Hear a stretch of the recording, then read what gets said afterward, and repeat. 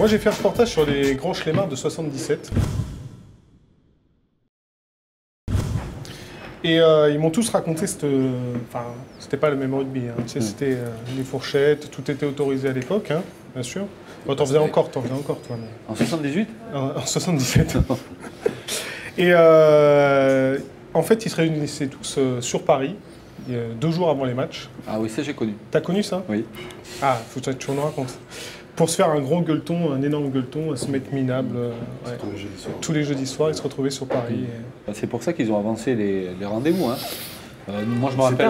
Qu'ils avançaient en Attends, là c'était le jeudi. Moi, Ouais. à mon époque, la première fois que j'ai été sélectionné, c'était le mardi. En fait, on se faisait faire des convocations, nous, à partir du mardi, pour être le mardi soir, tu vois, tous ensemble, autour d'une table.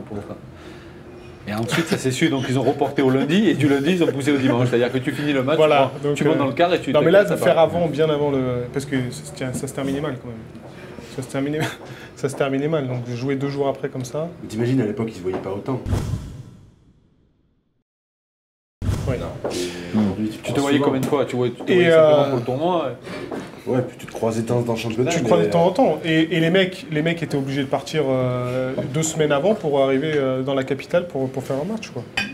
Ça t'a donné faim? Eh ben, je t'invite à ma table pour tailler une bavette. Alors, affûte ton style et va tenter ta chance sur Facebook.